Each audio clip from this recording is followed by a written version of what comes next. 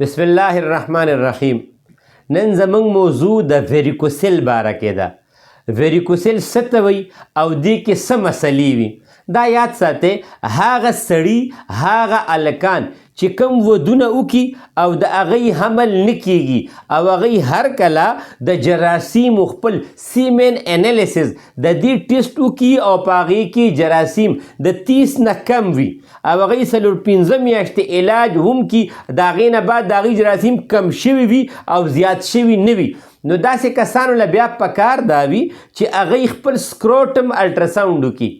د اګو الټراساونډ وکړي چې د هغوی د اګو سایز ټیک دی او که نه، او په هغې کې دویمه پته دا ولګي چې د دوی ویریکوسیل خو نه دی. ویریکوسیل وایي دې ته چې کوم د سړي د وجود نه جراثیم راوځي کومو رګونو کې، هغه رګونو کې بلاکیج راشي، هغه بند شي یا هغې کې څه وینه جمع وشي، خو لکه مطلب دا چې هغه بند شي څنګه چې د زړه والونه بندېږي دقه سرې د اګو نه چې کوم رګونه راغلي نو هغه بلاک شي، نو دې ته ویریکوسیل وایي. او دې کې جراثیم د سړي په وجود کې وي خو رحم ته صحیح نه ځي، یا که دې د منې ټیسټ کوي په هغې کې به د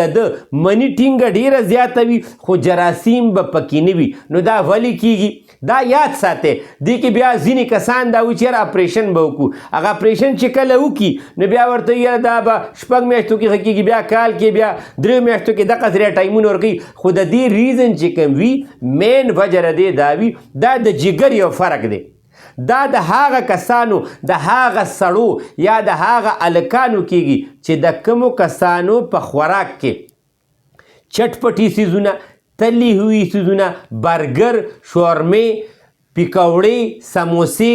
مرچکي، سره لوبیا، دا چې کوم کسان ډیر زیات استعمالوي نو د هغوی په وجود کې خشکي وشي، نو دا فرق د اینی وي. د داسې کسانو عموما د خپلو لاسو تلي د داسې سړو عموما د خپلو لاسو تلي یې هم سوځي، کوروالي سړي ته که زړه صحیح کیږي هم صحیح نشي کولی او په هغې کې مني ته ډېره زیاته کمه ځي، نو دا د دی د وجود د خشکۍ وجه وي. نو دې کې پکار څه وي؟ دې کې یاد ساتئ چې کم کسان دا وي یاره چې چا ویریکوسیل ګریډ 1 وي، ګریډ 2 وي، ګریډ 3 وي یا ګریډ 4 هم وي، دا مکمل بغیر د اپریشن نه به الله تعالی ښه کوي، جراثیم به مو زیاتیږي، رګونه به مو هم کولاویږي او الله تعالی به مو ښه کوي. ښه نو داسې کسان کم خوراکونه وکړي چې دې سره بیا طبیعت صحیح وي. یاد ساتئ نن سبا دا موسم دی د داسې کسانو چې چا جراثیم کمیږي او زیاتیږي نه، هغوی له پکار دا چې هغوی د ماسپښین په ټایم کې ګازرې، مولې، ټیپر، بادرنګ، چکندر او بند ګوپي دا کچه سټارټ کی، هلکه شان مالګه او تور مرچ که بلډ پریشر یې نه وي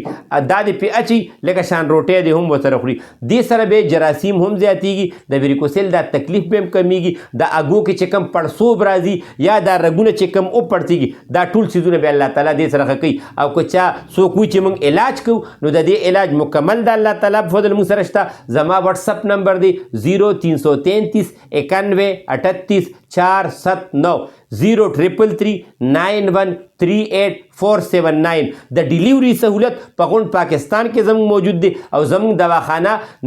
نوشیره فلاینګ کوچ اډې سره. ټیک شو، السلام علیکم.